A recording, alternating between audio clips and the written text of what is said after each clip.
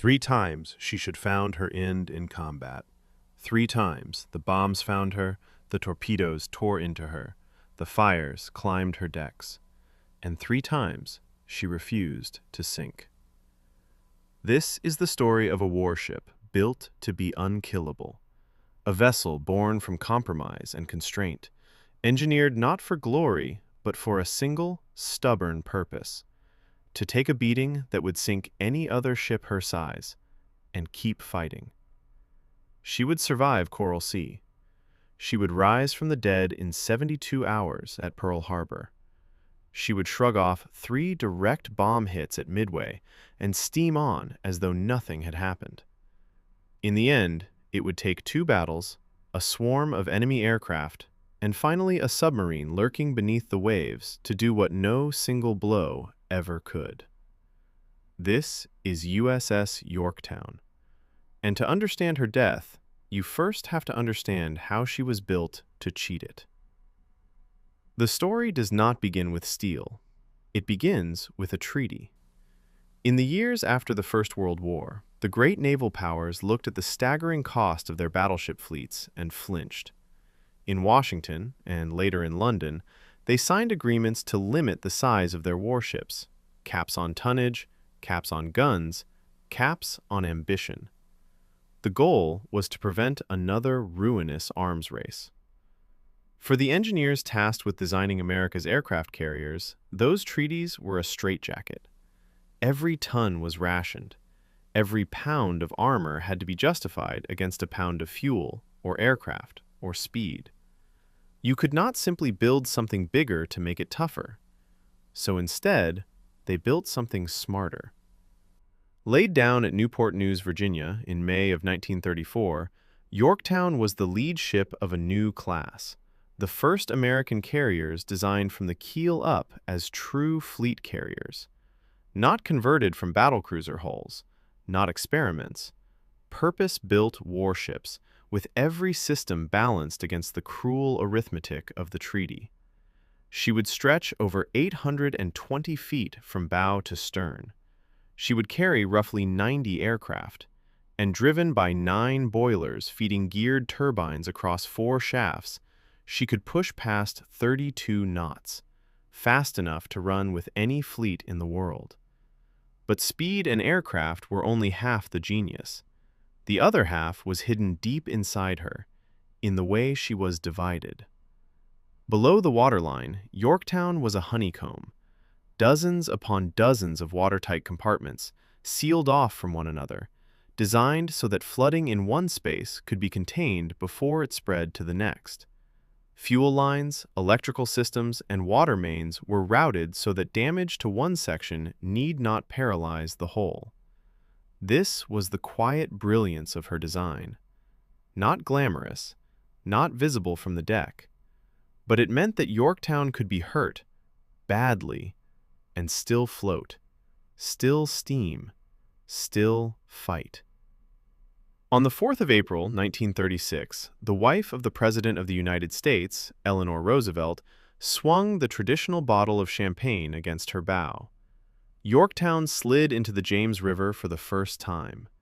A year and a half later, on the 30th of September, 1937, she was commissioned into the United States Navy.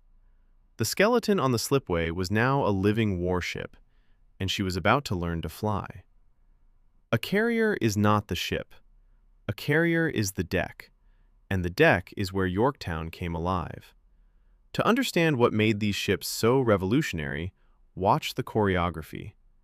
A flight deck is a runway barely a few hundred feet long, riding on a moving sea. An aircraft must catch a wire on landing and be wrenched from full speed to a dead stop in seconds. Then, within moments, that same deck must launch the next plane into the wind. Yorktown could do this hour after hour. 3 elevators lifted aircraft between her cavernous hangar deck and the flight deck above. Hydraulic catapults could fling a fully loaded aircraft into the sky. Below decks, she carried enormous quantities of aviation fuel to keep her squadrons flying far from any port. She spent her first years in the Atlantic, drilling, training, and, as war spread across Europe, patrolling the neutrality zone, watching for the enemy. Her crew learned her every quirk. They learned how she rolled, how she handled, how to fight the fires and seal the floods that every sailor dreads. They were learning, though they did not yet know it, the skills that would soon decide whether their ship lived or died. Then, on a Sunday morning in December 1941, the world changed. The attack on Pearl Harbor crippled America's battleship fleet in a single morning. But the carriers were not in port. And almost overnight, ships like Yorktown went from supporting players to the most valuable warships in the United States Navy. She was rushed to the Pacific. Within weeks, she was striking back, raiding Japanese-held islands in the Marshalls and the Gilberts, then ranging into the waters off New Guinea to hit enemy shipping at Lae and Salamaua. These early raids were pinpricks against a vast enemy advance, but they were something more. They were practice. Real combat against a real foe, sharpening a crew and a ship for the trial that was coming. By the spring of 1942, that trial had a name. In the Coral Sea, north of Australia, two fleets were about to meet in a battle unlike any in history, a clash fought entirely by aircraft, where the opposing ships would never even see one another, and Yorktown would be in the heart of it. The Battle of the Coral Sea in early May 1942 was the first carrier versus carrier battle ever fought. Yorktown sailed alongside her sister Lexington against a powerful Japanese force covering an invasion aimed at Port Moresby. For 2 days, hundreds of aircraft hurled themselves across empty ocean to find the enemy's flat tops. Yorktown's aviators helped sink the light carrier Shoho, a strike that produced the now legendary radio call, "Scratch One Flat Top." But the enemy struck back, and on the 8th of May, they found Yorktown. A bomb punched through her flight deck and detonated deep inside the ship, tearing through several decks before it exploded. The blast killed dozens of men instantly and started fires below. For most warships her size, a hit like that, penetrating to the heart of the vessel, could have been fatal. Fires near aviation fuel and ammunition have torn carriers apart in seconds. But here, the genius of her design met the courage of her crew. Damage control parties sealed off the burning compartments. The honeycomb of watertight spaces did exactly what it was designed to do. It contained the wound. The fires were fought and beaten down, and Yorktown, scorched and leaking, kept steaming. She had taken a blow that should have crippled her, and she was still in the fight. Lexington was not so fortunate. Internal explosions doomed America's great carrier, and she was lost. Yorktown turned for home, wounded but alive. Death number 1, cheated. But the damage was severe. Naval engineers who inspected her estimated that proper repairs would take roughly 3 months. The problem was, the United States Navy did not have 3 months. It had 3 days. American codebreakers had cracked enough of the Japanese plan to know what was coming. The enemy was massing for a decisive blow against the island of Midway, and against the very carriers that had escaped Pearl Harbor. Admiral Chester Nimitz needed every flight deck he could find. He had 2 carriers ready. Yorktown could make a third, if she could be repaired in time. And there was no time. So Nimitz gave an impossible order. Yorktown would be made battle-ready not in 3 months, but in 72 hours. What followed was one of the most extraordinary feats of industrial improvisation in naval history. As the water drained from dry dock number 1, an army of workers descended on her, by some accounts well over 1,000 at a time, laboring around the clock in shifts that never stopped. Welders, shipfitters, electricians. They cut away ruined steel and patched her hull. They shored up buckled bulkheads. They restored her power and her systems. The lights of Pearl Harbor burned through the night as the work went on and on. It should not have been possible. There was no time to make her perfect, only to make her able to fight. And that, in the end, was the whole point of how she had been designed. A ship robust enough to be wounded and patched and sent back into battle without falling apart. In roughly 72 hours, the impossible was done. Yorktown steamed out of Pearl Harbor under her own power, her decks still bearing the scars of the Coral Sea. Death number 2, cheated. She was racing to a battle that would decide the fate of the Pacific.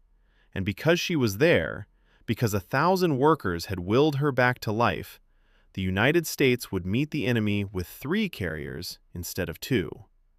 That third deck would make all the difference, and it would cost Yorktown everything. In the gray light of dawn on the 7th of June, 1942, the end finally came. Yorktown rolled slowly onto her side. Her flag was still flying. The men who had fought to save her, and the men of the ships gathered around, stood in silence and watched her go.